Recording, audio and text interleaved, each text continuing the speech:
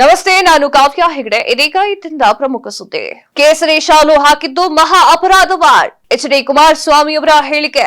ರಾಯಚೂರಿನಲ್ಲಿ ಏಮ್ಸ್ ಮಂಜೂರಿಗೆ ಕೋರಿ ಸಿಎಂ ಸಿದ್ದರಾಮಯ್ಯ ಅವರು ಪತ್ರವನ್ನ ಬರೆದಿದ್ದಾರೆ. ಇಡಿ ದಾಳಿಯ ಬೆನ್ನಲ್ಲೇ ಕಾಣೆಯಾಗಿರುವಂತಹ ಸಿಎಂ ಮತ್ತೆ ಪ್ರತ್ಯಕ್ಷವಾಗಿದ್ದಾರೆ. ಕೇರಳ ಬಿಜೆಪಿ ಮುಖಂಡರ ಹತ್ಯೆ ಪ್ರಕರಣ 15 ಜನರಿಗೆ ಮರಣದಂಡನೆ ಶಿಕ್ಷೆ. ರಹಸ್ಯ ದಾಖಲೆ ಸೋರಿಕೆ ಇಮ್ರಾನ್ ಖಾನ್ ಸೇರಿ ಮತ್ತೊಬ್ಬರಿಗೆ 10 ವರ್ಷ ಜೈಲು ಶಿಕ್ಷೆ.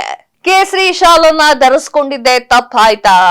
ಹಸಿರು ಶಾಲನ್ನ ಹಾಕೊಂಡು ಓಡಾಡ್ತಿರುವಂತಹ ಎಚ್.ಡಿ. ಕುಮಾರಸ್ವಾಮಿ ಅವರು ಮಂಡ್ಯದಲ್ಲಿ ಮೊನ್ನೆ ಕೇಸರಿ ಶಾಲನ್ನ ಹಾಕೊಂಡಿದ್ರು. ಈ ಕಾರಣಕ್ಕೋಸ್ಕರ ಹಲವಾರು ನಾಯಕರು ಹಲವಾರು ಮಾತುಗಳನ್ನ ಆಡಿದ್ದಾರೆ. ಈ ಕಾರಣಕ್ಕೋಸ್ಕರ ಎಚ್.ಡಿ. ಕುಮಾರಸ್ವಾಮಿ ಅವರು ಒಂದು ಮಾತನ್ನ ಹೇಳ್ತಾರೆ, ನಾನು ಕೇಸರಿ ಶಾಲನ್ನ ಹಾಕೊಂಡಿದ್ದೆ ತಪ್ಪಾಯ್ತಾ? ಹಾಗಾದ್ರೆ ನಿಜಕ್ಕೂ ಕೇಸರಿ ಶಾಲನ್ನ ಹಾಕೊಂಡಿದ್ದೆ ತಪ್ಪು ಮಾಡ್ಬಿಟ್ಟ? ನಾನು ಹಸಿರು ಶಾಲನ್ನ ಹಾಕೊಂಡಿದ್ದೆ, ಕೇಸರಿ ಶಾಲನ್ನ ಹಾಕೊಂಡ ತಕ್ಷಣ ನಾಯಕರುಗಳೆಲ್ಲ ಇದರ ಬಗ್ಗೆ ಮಾತನಾಡ್ಕೊಳ್ಳೋಕೆ ಶುರು ಮಾಡಿದ್ದಾರಲ್ವಾ? ಹಾಗಾದ್ರೆ ನಾನು ತಪ್ಪು ಮಾಡಿದ್ದೀನಾ ಅಂತ ಹೇಳಿದ್ದಾರೆ. ಇದರ ಬಗ್ಗೆ ಎಕ್ಸ್ಪ್ಲನೇಷನ್ ಕೊಡ್ತೀವಿ ನೋಡಿ. ಮಂಗಳವಾರ ಪತ್ರಿಕಾಗೋಷ್ಠಿಯಲ್ಲಿ ಮಾತನಾಡಿದ ಇವರು, ಕೇಸರಿ ಶಾಲು ಹಾಕಿದ ತಕ್ಷಣ ನಾನು ಜೆಡಿಎಸ್ ಪಕ್ಷವನ್ನ ಅವನತಿಗೆ ತಳ್ಳುತ್ತಿದ್ದೇನೆ ಅಂತ ಮಂಡ್ಯ ಜಿಲ್ಲಾ ಉಸ್ತುವಾರಿ ಸಚಿವರು ಮಾತನಾಡ್ತಾ ಇದ್ದಾರೆ. ಪಕ್ಷ ಉಳಿಸಿಕೊಳ್ಳುವುದು ನಾನು ಇವರಿಂದ ಕಲಿಯಬೇಕಿಲ್ಲ.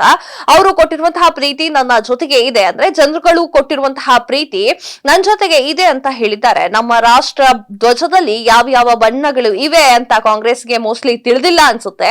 ರಾಷ್ಟ್ರ ಧ್ವಜದಿಂದ ಕೇಸರಿ ಬಣ್ಣ ತೆಗೆದರೆ ಏನು ಅರ್ಥ ಉಳಿಯುತ್ತೆ? ಕೇಸರಿ ಬಣ್ಣದ ಮೇಲೆ ಅಸಹನೆ, ಸಂಕುಚಿತ ಮನೋಭಾವನೆ ಏಕೆ? ನಾನು ಕೇಸರಿ ಶಾಲನ್ನ ಹಾಕಿಕೊಂಡಿದ್ದರ ಬಗ್ಗೆ ಮಾತನಾಡ್ಕೊಳ್ತಾ ಇದ್ದಾರೆ. ದಲಿತ ಸಮುದಾಯದ ಬಂಧುಗಳು ಸಭೆಗೆ ಕರೆದಾಗ ಅಲ್ಲಿಗೆ ಹೋಗಿ ಜೈ ಭೀಮ್ ಕಾರ್ಯಕರ್ತರು ಧರಿಸಿದ್ದ ನೀಲಿ ಶಾಲನ್ನ ಕೂಡ ನಾನು ಹಾಕೊಳ್ತೇನೆ.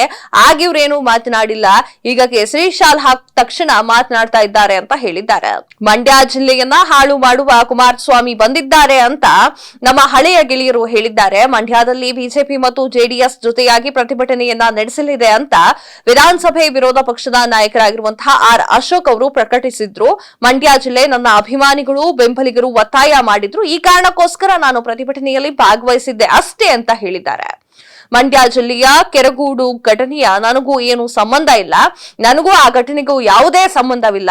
ಬಿಜೆಪಿಯವರು ಹಮ್ಮಿಕೊಂಡಿದ್ದ ಪ್ರತಿಭಟನೆಯಲ್ಲಿ ನಾನು ಭಾಗಿಯಾಗಿದ್ದೇನೆ, ಅದು ಕೊನೆಯ ಹಂತದಲ್ಲಿ ಪಾಲ್ಗೊಂಡಿದ್ದೇನೆ ಅಂತ ಹೇಳಿದ್ದಾರೆ. ಪ್ರತಿಭಟನಾ ಸಭೆಯಲ್ಲಿ ಫ್ಲೆಕ್ಸ್ ಅನ್ನ ಕಿತ್ತು ಹಾಕಲು, ಬೆಂಕಿ ಹಚ್ಚಲು ನಾವು ಕರೆಯನ್ನ ನೀಡಿಲ್ಲ. ನಮ್ಮ ಭಾಷಣ ಸಂಪೂರ್ಣ ವಿವರ ಸಾಮಾಜಿಕ ಮಾಧ್ಯಮದಲ್ಲಿ ಲಭ್ಯವಾಗುತ್ತೆ. ಘಟನೆಗೆ ಕಾರಣವಾದ ಅಧಿಕಾರಿಗಳ ವಿರುದ್ಧ ಕ್ರಮವನ್ನ ಕೈಗೊಳ್ಳಬೇಕು ಎಂಬುವಷ್ಟೇ ನಾನು ಆಗ್ರಹ ಮಾಡಿದ್ದೇನೆ ಅಷ್ಟೇ, ಅದ್ರ ಬಿಟ್ಟು ಬೇರೆ ಏನು ಮಾತನಾಡಿಲ್ಲ ಅಂತ ಹೇಳಿದ್ದಾರೆ. ಕೆರಗೂಡು ಗ್ರಾಮದಲ್ಲಿ ರಾಜ್ಯ ಸರ್ಕಾರದಿಂದ ಬಾವುಟ ಹಾರಿಸಲಿಲ್ಲ. ಅಲ್ಲಿನ ಗ್ರಾಮಸ್ಥರು ಬಾವುಟವನ್ನ ಹಾರಿಸಿದ್ರು. ಸ್ಥಳೀಯ ಕಾಂಗ್ರೆಸ್ ಶಾಸಕರನ್ನ ಕಾರ್ಯಕ್ರಮಕ್ಕೆ ಆಹ್ವಾನಿಸಿಲ್ಲ ಎಂಬ ಕಾರಣ ಮುಂದಿಟ್ಟುಕೊಂಡು ಗೊಂದಲ, ಗಲಾಟೆ, ಗಲಭೆ ಸೃಷ್ಟಿಯಾಗಿದೆ ಅಂತ ಕುಮಾರಸ್ವಾಮಿ ಅವರು ಆರೋಪ ಮಾಡಿದ್ದಾರೆ. ಕೆರಗೋಡು ಬಸ್ ನಿಲ್ದಾಣದಲ್ಲಿ ಧ್ವಜಸ್ತಂಭ ಸ್ಥಾಪನೆಗೆ ಅನುಮತಿ ಕೋರಿದ್ದ ಗೌರಿಶಂಕರ ಸೇವಾ ಟ್ರಸ್ಟ್ ಅದರಲ್ಲಿ ಯಾವ ಧ್ವಜ ಎಂಬುದನ್ನ ಉಲ್ಲೇಖ ಮಾಡಿರಲಿಲ್ಲ. ಧ್ವಜ ತೆರವು ಮಾಡುವುದಕ್ಕಾಗಿ ರಾಜ್ಯ ಸರ್ಕಾರವು ನಕಲಿ ದಾಖಲೆಯನ್ನ ಸೃಷ್ಟಿ ಮಾಡಿದೆ, ಬಳಕೆ ಮಾಡಿಕೊಂಡಿದೆ ಅಂತ ದೂರಿದ್ದಾರೆ. ನಾವೆಲ್ಲ ಆರಾಧಿಸುವ ದೇವರು ಬೇರೆ, ಅಂದ್ರೆ ರಾಮ ಬೇರೆ, ಬಿಜೆಪಿಯವರು ಆರಾಧನೆ ಮಾಡುವಂತಹ ರಾಮನೇ ಬೇರೆ ಅಂತ ಹೇಳಿದ್ದಾರೆ. ಸಿದ್ದರಾಮಯ್ಯ ಅವರು ಹೇಳಿಕೆಯನ್ನ ನೀಡಿದ್ದಾರೆ. ನಾವು ಗಾಂಧೀಜಿಯವರು ಏನ್ ಮಾಡ್ತಿದ್ರು, ರಾಮ ರಾಮ ರಾಮ ಅಂತ ಹೇಳ್ತಾನೆ ಇರ್ತಿದ್ರು. ನಾವು ನಂಬುವ ರಾಮನೇ ಬೇರೆ, ಬಿಜೆಪಿಯವರು ರಾಜಕಾರಣದಲ್ಲಿ ರಾಮನನ್ನ ತೆಗೆದುಕೊಂಡು ಬರ್ತಾ ಇದ್ದಾರೆ, ಆ ರಾಮನೇ ಬೇರೆ ಅಂತ ಹೇಳಿ ಸಿದ್ದರಾಮಯ್ಯ ಅವರು ಹೇಳಿಕೆಯನ್ನ ನೀಡಿದ್ದಾರೆ. ಏನಂತ ಆ ಹೇಳಿಕೆಯನ್ನ ನೀಡಿದ್ದಾರೆ ಅನ್ನೋದ್ರ ಬಗ್ಗೆ ಮಾಹಿತಿಯನ್ನ ಕೊಡ್ತೀವಿ ನೋಡಿ. ಮಹಾತ್ಮ ಗಾಂಧೀಜಿಯವರ 76ನೇ ಪುಣ್ಯ ಸ್ಮರಣೆಯ ದಿನ ಇಂದು ಜನವರಿ 30ರಂದು ಆಗಿರುವುದರಿಂದ ಬೆಂಗಳೂರಿನ ವಿಧಾನಸೌಧದ ಗಾಂಧಿ ಪ್ರತಿಮೆಗೆ ಪುಷ್ಪ ನಮನವನ್ನ ಸಲ್ಲಿಸಿದ ಸಿಎಂ ಸಿದ್ದರಾಮಯ್ಯ ಅವರು ಬಳಿಕ ಸುದ್ದಿಗೋಷ್ಠಿಯಲ್ಲಿ ಮಾತನಾಡಿದ್ದಾರೆ. ಗಾಂಧೀಜಿಯವರು ಪಾಲಿಸಿದ ತತ್ವಗಳನ್ನು ನಮ್ಮ ಬದುಕಿನಲ್ಲಿ ಅಳವಡನೆ ಮಾಡಿಕೊಳ್ಳಬೇಕು. ಸಮಾಜದಲ್ಲಿ ಅಸಮಾನತೆ ಮತ್ತು ಅಸ್ಪೃಶ್ಯತೆಯನ್ನ ಹೋಗಲಾಡಿಸಲು ಒಟ್ಟಾಗಿ ಹೋರಾಡಿದರೆ ಅದು ಮಹತ್ವವಾಗಿ ನಿಲ್ಲಬೇಕಾಗುತ್ತದೆ.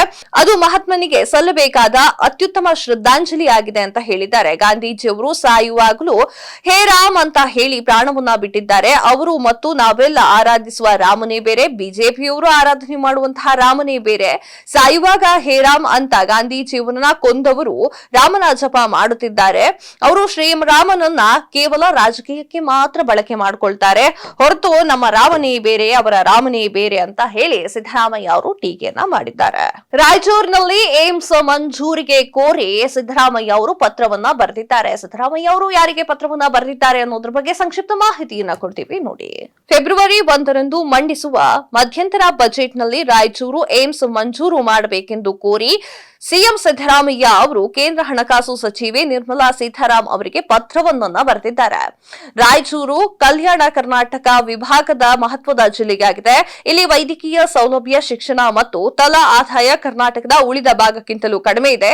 ಇಲ್ಲಿ ಉತ್ತಮ ಗುಣಮಟ್ಟದ ವೈದ್ಯಕೀಯ ಕೇಂದ್ರ ಸ್ಥಾಪನೆ ಅಗತ್ಯವಿದೆ ಅಂತ ಜನವರಿ 29ರಂದು ಬರೆದ ಪತ್ರದಲ್ಲಿ ಮುಖ್ಯಮಂತ್ರಿಯವರು ಉಲ್ಲೇಖ ಮಾಡಿದ್ದಾರೆ. ಕರ್ನಾಟಕದಲ್ಲಿ ಏಮ್ಸ್ ಸ್ಥಾಪನೆಗೆ ಬಗೆಬಗೆಯ ಪ್ರಸ್ತಾಪ ಕಳೆದ ವರ್ಷವೇ ಕೇಳಿಬರ್ತಾ ಇತ್ತು. ಸಂಭವನೀಯ ಸ್ಥಳವನ್ನ ಪರಿಶೀಲನೆ ಮಾಡಿ ಏಮ್ಸ್ ಸ್ಥಾಪಿಸಲು ರಾಯಚೂರು ಅತ್ಯಂತ ಸೂಕ್ತವಾದ ಸ್ಥಳವಾಗಿದೆ ಅಂತ ಪತ್ರದಲ್ಲಿ ಸಿಎಂ ಸಿದ್ದರಾಮಯ್ಯ ಅವರು ಅಭಿಪ್ರಾಯವನ್ನ ಪಟ್ಟಿದ್ದಾರೆ. ಹೀಗಾಗಿ 2024-25ರ ಬಜೆಟ್ನಲ್ಲಿ ರಾಯಚೂರಿಗೆ ಏಮ್ಸ್ ಮಂಜೂರು ಮಾಡುವಂತೆ ಇಲ್ಲಿಗೆ ಮನವಿಯನ್ನ ಮಾಡಲಾಗಿದೆ ಅಂತ ಹೇಳಿದ್ದಾರೆ. ಅಲ್ಲದೆ 2023ರ ಜೂನ್ 17ರಂದು ತಾವು ಆರೋಗ್ಯ ಹಾಗೂ ಕುಟುಂಬ ಕಲ್ಯಾಣ ಇಲಾಖೆ ಸಚಿವರಾಗಿರುವಂತಹ ಮನ್ಸುಖ್ ಎಲ್ ಮಂಡವಿಯ ಅವರಿಗೆ ಪತ್ರವನ್ನ ಕೂಡ ಇವರು ಬರೆದಿದ್ದಾರೆ.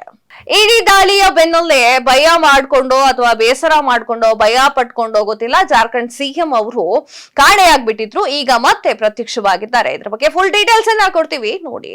ದೆಹಲಿಯ ನಿವಾಸಕ್ಕೆ ಇಡಿ ಅಧಿಕಾರಿಗಳು ದಾಳಿ ನಡೆಸಿರುವಂತಹ ಬೆನ್ನಲೆಯಲ್ಲಿ ತಲೆಮರೆಸಿಕೊಂಡಿರುವಂತಹ ಜಾರ್ಖಂಡ್ ಮುಖ್ಯಮಂತ್ರಿ ಹೇಮಂತ್ ಸೊರೇನ್ ಅವರು ಇದೀಗ ಏಕಾಏಕಿ ರಾಂಚಿಯಲ್ಲಿ ತಮ್ಮ ಅಧಿಕೃತ ನಿವಾಸದಲ್ಲಿ ಕಾಣಿಸಿಕೊಂಡಿದ್ದಾರೆ. ಈ ವೇಳೆ ಆಡಳಿತಾರೂಢ ಮೈತ್ರಿಕೂಟದ ಶಾಸಕರನ್ನ ಭೇಟಿ ಮಾಡಿದ ಅವರು ಸದಸ್ಯ ರಾಜಕೀಯ ಬೆಳವಣಿಗೆಯ ಕುರಿತು ಚರ್ಚೆಯನ್ನ ಮಾಡ್ತಾ ಇದ್ದಾರೆ. ಜಮೀನು ಅಕ್ರಮದ ಹಗರಣವೊಂದಕ್ಕೆ ಸಂಬಂಧಿಸಿದಂತೆ ಅಕ್ರಮ ಹಣ ವರ್ಗಾವಣೆ ಪ್ರಕರಣದಲ್ಲಿ ವಿಚಾರಣೆ ನಡೆಸಲು ಜಾರಿ ನ್ಯಾಯಾಲಯ ಅಂದ್ರೆ ಇಡಿ ಅಧಿಕಾರಿಗಳು ಸೊರೇನ್ ಅವರನ್ನ ದೆಹಲಿ ನಿವಾಸಕ್ಕೆ ಸೋಮವಾರ ಭೇಟಿಯನ್ನ ನೀಡಿದ್ರು. ಅಲ್ಲಿ ಸುಮಾರು 13 ತಾಸು ಶೋಧವನ್ನ ನಡೆಸಿದ ಅಧಿಕಾರಿಗಳು 36 ಲಕ್ಷ ನಗದು, ಎಸ್ಯುವಿ ಕಾರು ವಶಕ್ಕೆ ಪಡೆದುಕೊಂಡಿದ್ರು. ಏತನ್ ಮಧ್ಯೆ ಸೊರೇನ್ ಅವರು ಇಡಿಗೆ ಕಳಿಸಲಾಗಿರುವಂತಹ ಇಮೇಲ್ ನಲ್ಲಿ ಜನವರಿ 31ರಂದು ಮಧ್ಯಾಹ್ನ 1 ಗಂಟೆ ಸುಮಾರಿಗೆ ತಮ್ಮ ನಿವಾಸದಲ್ಲಿ ಇರುತ್ತೇನೆ ಅಂತ ಹೇಳಿದ್ದಾರೆ. ಕೇರಳದ ಬಿಜೆಪಿ ಮುಖಂಡರನ್ನ ಹತ್ಯೆ ಮಾಡಿದ್ದ 15 ಜನರಿಗೆ ಈಗ ಜೀವಾವಧಿ ಶಿಕ್ಷೆ ಲಭ್ಯವಾಗಿದೆ. ಇವತ್ತಿನ ದಿನ ಈ ಕೇಸ್ನ ತೀರ್ಪು ಬಂದಿದೆ. 2021ರಲ್ಲಿ ಈ ಘಟನೆ ನಡೆದಿತ್ತು. ನಿಜಕ್ಕೂ ಯಾರು ಆ 15 ಜನ ಕಿಡಿಗೇಡಿಗಳು ಅನ್ನೋದ್ರ ಬಗ್ಗೆ ಸಂಕ್ಷಿಪ್ತ ಮಾಹಿತಿಯನ್ನ ಕೊಡ್ತೀವಿ ನೋಡಿ. 2021ರ ಡಿಸೆಂಬರ್ನಲ್ಲಿ ಜಿಲ್ಲೆಯಲ್ಲಿ ನಡೆದಿದ್ದ ಬಿಜೆಪಿ ಒಬಿಸಿ ವಿಭಾಗದ ಮುಖಂಡ ರಂಜಿತ್ ಶ್ರೀನಿವಾಸನ್ ಅವರ ಹತ್ಯೆಗೆ ಸಂಬಂಧಿಸಿದಂತೆ ನಿಷೇಧಿತ ಇಸ್ಲಾಮಿಕ್ ಸಂಘಟನೆಯ ಪಾಪ್ಯುಲರ್ ಫ್ರಂಟ್ ಆಫ್ ಇಂಡಿಯಾ ಸೇರಿದ 15 ಜನರಿಗೆ ಕೇರಳ ನ್ಯಾಯಾಲಯ ಇಂದು ಮರಣದಂಡನೆಯನ್ನ ವಿಧಿಸಿದೆ. ಮಾವೇಲಿಕ್ಕರ್ ಹೆಚ್ಚುವರಿ ಜಿಲ್ಲಾ ನ್ಯಾಯಾಧೀಶೆ ವಿಜೆ ಶ್ರೀದೇವಿ ಅವರು ಶಿಕ್ಷೆಯನ್ನ ಪ್ರಕಟ ಮಾಡಿದ್ದಾರೆ. ಆರೋಪಿಗಳು ವ್ಯಕ್ತಿಯನ್ನ ಅವನ ತಾಯಿ, ಮಗು ಮತ್ತು ಹೆಂಡತಿಯ ಮುಂದೆ ಬಹಳ ಕ್ರೂರವಾಗಿ ಹಾಗೂ ಪೈಶಾಚಿಕ ರೀತಿಯಲ್ಲಿ ಕೊಲೆಗೈದಿದ್ದಾರೆ. ಅಪರಾಧಿಗಳಿಗೆ ಗರಿಷ್ಠ ಶಿಕ್ಷೆಯ ಕಾನೂನು ಕ್ರಮ ಜರುಗಿಸುವಂತೆ ಕೋರಲಾಗಿದೆ. ಇಡಿ ವಿಚಾರಣೆಗೆ ತೇಜಸ್ವಿ ಯಾದವ್ ಹಾಜರಾಗಿದ್ದಾರೆ. ಏನೆಲ್ಲ ಮಾತುಕತೆ ನಡೆದಿದೆ ಇಡಿ ಅಧಿಕಾರಿಗಳಿಗೂ ಹಾಗೂ ಇವರಿಗೂ ಅನ್ನೋದ್ರ ಬಗ್ಗೆ ಸಂಕ್ಷಿಪ್ತ ಮಾಹಿತಿಯನ್ನ ಕೊಡ್ತೀವಿ ನೋಡಿ. ವಿಚಾರಣೆಗೆ ಹಾಜರಾಗಿದ್ದ ತೇಜಸ್ವಿ ಯಾದವ್ ಅವರು ರಾಷ್ಟ್ರೀಯ ಜನತಾ ದಳ ಆರ್ಜೆಡಿ ನಾಯಕ ತೇಜಸ್ವಿ ಯಾದವ್ ಅವರು ಮಂಗಳವಾರ ಇಲ್ಲಿನ ಇಡಿ ಕಚೇರಿಗೆ ಆಗಮ ಮಾಡಿದ್ದಾರೆ. ಉದ್ಯೋಗಕ್ಕಾಗಿ ಭೂಮಿ ಹಗರಣಕ್ಕೆ ಸಂಬಂಧಿಸಿದಂತೆ ಹಣ ಅಕ್ರಮ ವರ್ಗಾವಣೆ ಪ್ರಕರಣದಲ್ಲಿ ವಿಚಾರಣೆಗೆ ಹಾಜರಾಗಿದ್ದಾರೆ ಅಂತ ಅಧಿಕಾರಿಗಳು ತಿಳಿಸಿದ್ದಾರೆ. ಬಿಹಾರದ ಮಾಜಿ ಉಪಮುಖ್ಯಮಂತ್ರಿ ಅವರ ಬೆಳಿಗ್ಗೆ 11:35ರ ಸುಮಾರಿಗೆ ಇಡಿ ಕಚೇರಿಯನ್ನ ತಲುಪಿದ್ರು ಅಂತ ಹೇಳಲಾಗ್ತಾ ಇದೆ. ಇದೇ ಪ್ರಕರಣಕ್ಕೆ ಸಂಬಂಧಿಸಿದಂತೆ ಸೋಮವಾರ ಅವರ ತಂದೆ ಮತ್ತು ಆರ್ಜೆಡಿ ಮುಖ್ಯಸ್ಥ ಲಾಲು ಪ್ರಸಾದ್ ಅವರನ್ನ ಜಾರಿ ನ್ಯಾಯಾಲಯದ ಅಧಿಕಾರಿಗಳು 9 ಗಂಟೆಗಳ ಕಾಲ ವಿಚಾರಣೆಯನ್ನ ನಡೆಸಿದ್ದಾರೆ. ಕೇಂದ್ರ ತನಿಖಾ ಸಂಸ್ಥೆ ಜನವರಿ 19ರಂದು ಪ್ರಸಾದ್ ಮತ್ತು ಅವರ ಪುತ್ರ ತೇಜಸ್ವಿ ಯಾದವ್ ಅವರಿಗೆ ವಿಚಾರಣೆಗಾಗಿ ಹೊಸದಾಗಿ ಸಮನ್ಸ್ ಅನ್ನ ಜಾರಿ ಮಾಡಲಾಗಿತ್ತು. ಎಂಜಿಆರ್, ಶಿವಾಜಿ ಗಣೇಶ್ ಹಾಗೆ ಇನ್ನು ಹಲವಾರು ಚಿತ್ರತಂಡದ ನಾಯಕರುಗಳು ರಾಜಕೀಯಕ್ಕೆ ಎಂಟ್ರಿಯನ್ನ ಕೊಡ್ತಿದ್ದಾರೆ. ತಮಿಳುನಾಡಿನಲ್ಲಿ ಕೊಟ್ಟಿದ್ದಾರೆ. ಈಗ ಮತ್ತೊಬ್ಬ ಹೀರೋನ ಎಂಟ್ರಿ ಆಗಿದೆ ರಾಜಕೀಯಕ್ಕೆ. ಹಾಗಾದ್ರೆ ಆ ಹೀರೋ ಯಾರು? ತಮಿಳುನಾಡಿನ ರಾಜಕಾರಣದಲ್ಲಿ ಯಾವ ಹೀರೋನ ಎಂಟ್ರಿ ಆಗಿದೆ ಅನ್ನೋದ್ರ ಬಗ್ಗೆ ಮಾಹಿತಿಯನ್ನ ಕೊಡ್ತೀವಿ ನೋಡಿ. ತಮಿಳುನಾಡಿನ ರಾಜಕೀಯದಲ್ಲಿ ಮತ್ತೊಂದು ಸ್ಟಾರ್ ನಟರ ಎಂಟ್ರಿ ಫಿಕ್ಸ್ ಆಗಿದೆ. ದಳಪತಿ ಖ್ಯಾತಿಯ ವಿಜಯ್ ತಮ್ಮ ರಾಜಕೀಯ ಪಕ್ಷ ಕಟ್ಟುವ ಸಿದ್ಧತೆಯನ್ನು ಆರಂಭಿಸಿದ್ದಾರೆ. ವಿಜಯ್ ಅವರ ಆಪ್ತರ ಪ್ರಕಾರ ಕೇಂದ್ರ ಚುನಾವಣಾ ಆಯೋಗಕ್ಕೆ ಈಗಾಗಲೇ ಪಾರ್ಟಿ ಬಗ್ಗೆ ವಿವರವನ್ನ ನೀಡಿ ಮನವಿಯನ್ನ ಮಾಡಲಾಗಿದೆ. ದಳಪತಿ ವಿಜಯ್ ಅವರೇ ಆ ಪಕ್ಷದ ಅಧ್ಯಕ್ಷರಾಗಿ ಆಯ್ಕೆಯಾಗಿದ್ದಾರೆ ಅಂತ ಹೇಳಲಾಗ್ತಾ ಇದೆ. ಇತ್ತೀಚೆಗೆ ದಳಪತಿ ವಿಜಯ್ ಅವರು ರಾಜಕೀಯಕ್ಕೆ ಎಂಟ್ರಿ ಆಗುವ ಸುಳಿವನ್ನ ನೀಡಿದ್ರು. ಇದೀಗ 200 500 ಸದಸ್ಯರ ಜೊತೆಗೆ ಪಕ್ಷದ ಸಾಮಾನ್ಯ ಸಭೆಯನ್ನ ನಡೆಸಿದ್ದಾರೆ. ಈ ಸಭೆಯಲ್ಲಿ ರಾಜಕೀಯ ಪಕ್ಷ ಕಟ್ಟುವ ತೀರ್ಮಾನವನ್ನ ಕೈಗೊಳ್ಳಲಾಗಿದೆ. ವಿಜಯ್ ಅವರು ಪಕ್ಷದ ಪ್ರಧಾನ ಕಾರ್ಯದರ್ಶಿ ಹಾಗೂ ಖಜಾಂಚಿಯನ್ನ ಈಗಾಗಲೇ ಆಯ್ಕೆ ಮಾಡಲಾಗಿದೆ. ನೂತನ ಪಕ್ಷದ ಸಾಮಾನ್ಯ ಸಭೆಯಲ್ಲಿ ಸರ್ವ ಸದಸ್ಯರು ಪಕ್ಷದ ಹೆಸರು, ಚಿಹ್ನೆಯ ಬಗ್ಗೆ ಅಂತಿಮ ತೀರ್ಮಾನವನ್ನ ತೆಗೆದುಕೊಳ್ಳುವ ನಿರ್ಧಾರವನ್ನ ತಳಪತಿ ವಿಜಯ್ ಅವರು ಈಗಾಗಲೇ ನೀಡಿದ್ದಾರೆ.